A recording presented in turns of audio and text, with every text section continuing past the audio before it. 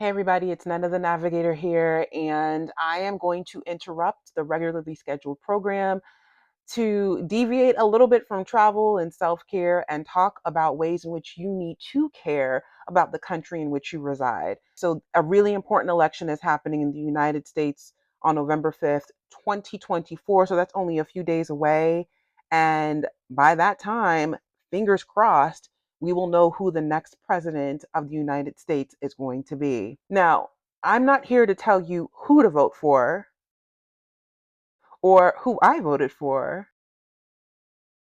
but I'm here to make sure that you have all of the information to make a good and informed decision for yourself. Okay, so how do we start? First, you remember those Scantron tests that you guys would take when we were in school back in those days?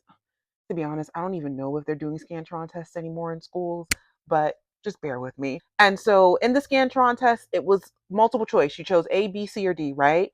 Well, this is kind of like that, except we already have all the answers.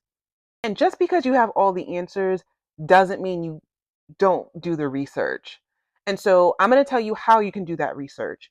Okay, so let's just say you know who you want to vote for the presidential election. Okay, perfect. Or maybe you don't know who you want to vote for the presidential election. If you don't know by now, I don't know what to tell you. It should be clear as day. But if you don't, at this point in time, look up and do the research, honey, because it is the 11th hour and you decided to stay up and complete the project at 11 p.m. instead of doing it at the same time that everyone else did so you can sleep well the next day. I early voted, and hopefully a lot of you all did, but we still need to look out for our brothers and sisters who, for whatever reasons, were unable or couldn't vote early. Remember, I talked about you having all the answers before, you just need to do the research? That's what you need to do here. So, how I would do it, and this is actually how I did it before I went to early vote at my polling station, I did a couple of things. But before I get to a couple of things, you need to make sure you know what to bring to your polling station. You need a form of ID. So you need to have an identification card or a driver's license. If you don't have those, I don't know if you'll be able to vote, but just make sure you don't forget those. Knowledge is power, so you're definitely going to have that knowledge in your head. Okay, so we talked about the presidential election. You either know who you're voting for at that time, and that's probably the only thing that you really are adamant about, right? There are a lot of people on that ballot. If you're not the type of voter that's going to vote down party lines, then this is for you. You're already going to see the names of the people who are on the ballots. Check their websites. Look to see if what they stand for, you stand for. Read news articles on these people to see if they align with what you believe in as well. Okay? Have you made your decision? Cool. Because there might be a lot of people on there. So make sure you do your research so you can fill out that form thoroughly. Because on tests, we don't like any surprises. And like I said, on this test, you have all the answers. After that, there are also really important amendments or different municipal things that are also on the ballot. But you're like, Nana, how do I find that? If you look on your county website and literally type in, for example, Georgia, Fulton County sample ballot or Fulton County state of Georgia sample ballot, you're going to find different places where you can go ahead and get that information.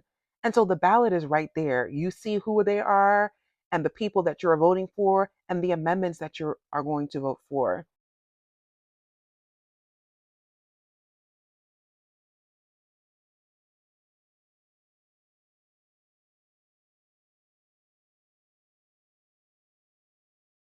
Speaking of amendments, I know specifically in Florida, there are really important amendments that were on the ballot, specifically Amendment 3 and Amendment 4.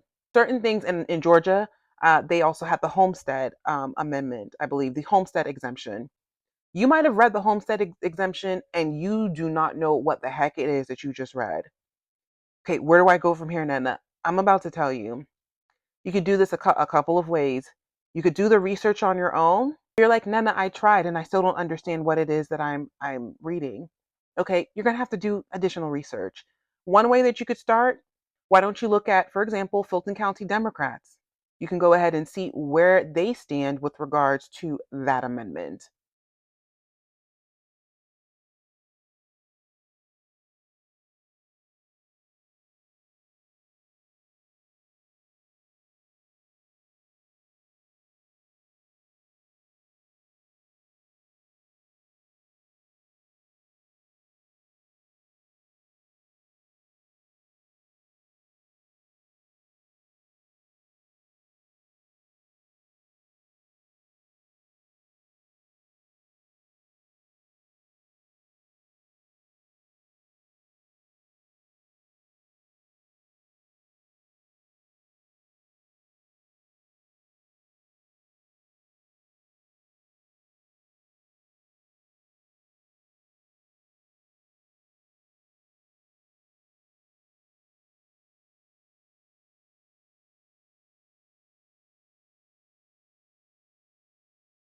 And then when you look and see who sponsors the amendment, you could potentially see, okay, do their views align with mine?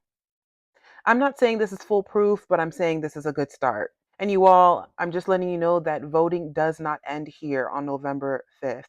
We have to continue to do the work to affect our local elections as well, because the presidential election and getting the right candidate in office, that's not where the job starts and stops. We have to make sure that we are electing the correct members of Congress who are going to help the right candidate get their agenda pushed forward. Anyway, you guys, this is just a really important time in American democracy. Do the work, do the work, do the research. For those of you all who are voting for the first time, what a beautiful feeling. So, you all do the research, get it right. Talk to you guys later. Happy voting.